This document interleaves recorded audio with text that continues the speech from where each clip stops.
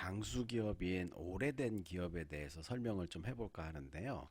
우리나라 역사와 함께한 100년 이상 된 장수 기업이 어떤 게 있고, 지금 현재 우리나라에 포함된 기업들, 세계적으로 오래된 기업들에 대해서 조선일보 자료를 가지고 한번 설명을 드려볼게요.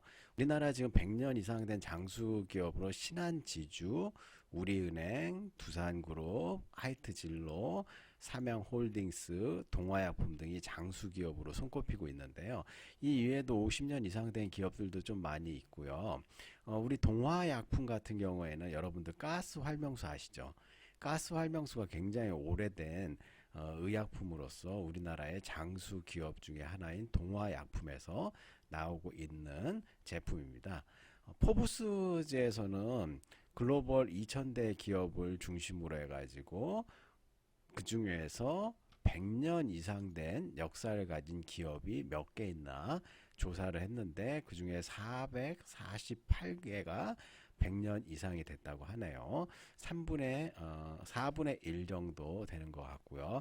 우리나라에도 2개 정도가 가장 긴 역사를 갖고 있는데 우리나라의 평균 기업 수명이 20년에 불과하다 이렇게 얘기를 하고 있거든요. 그러니까 생각보다 기업의 수명이 길지가 않죠. 보시면은 지금 100년 넘은 기업이 미국에 152개로서 제일 많이 있고요. 멕시코에 3개, 캐나다에 17개.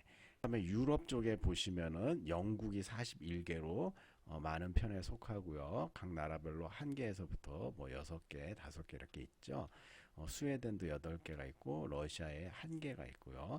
중국도 지금 3개 정도로 나와 있네요, 지금은. 근데 일본이 상당히 많이 있어요. 45개로서 장수 기업들이 굉장히 많죠. 이 중에는 좀 음식이라든지 간의 수공업이라든지 이런 것들이 굉장히 오래된 기업들이 많이 있다. 이렇게 말씀을 드릴 수가 있고요. 자, 표로 보시면은 50년 이상 된 기업, 100년 이상 된 기업, 150년 이상 된 기업, 200년 이상 된 기업이 각 국가별로 세계적으로 어떻게 분포하고 있는지 보여주고 있는데요. 우선 200년 이상 된 기업을 보시면 우리나라에 지금 1개도 없죠.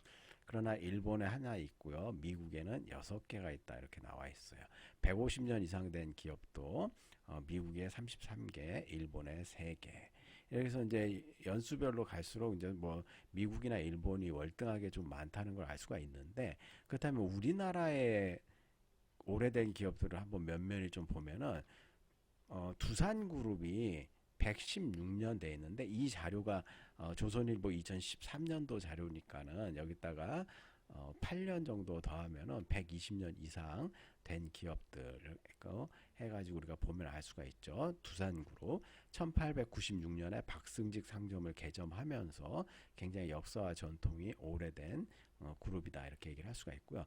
그 다음에 한국전력공사가 120년이 넘었는데 전기가 들어오면서 우리 이때 당시에 전기 초반 회사나 전화회사 이런 데는 왕실 소유라 가지고 한국전력공사가 이렇게 오래된 기업이다 알 수가 있고 그다음 삼성물산, 대림산업 이때 당시 이제 무역을 이렇게 시작하면서 가게로서 상점으로서 이렇게 활용이 됐고 나중에 이제 무역을 좀 많이 하게 됐죠.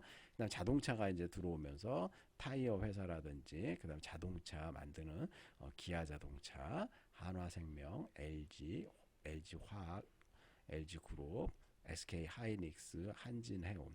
여기 한진해운 없어졌죠. 역사 속으로 사라진 기업이 여기 하나 또 있네요.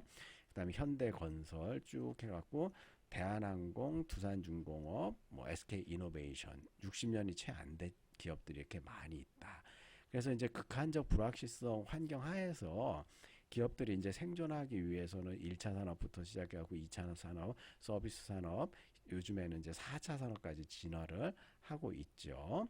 6차 산업이라는 게 또 있더라고요. 보니까는 그 원예 융복합 작물 해가지고 1차 산업인 원예를 유통 가공해가지고 더 나은 부가치를 생산하는 뭐 작물로 키운다 해갖고 6차 산업이라는 산업이 또 있어요.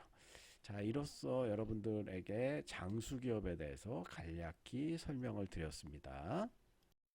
대한민국의 온난화는, 에너지 문제는, 바다 생태계는, 더불어 사는 삶은 어떻게 변해 있을까요?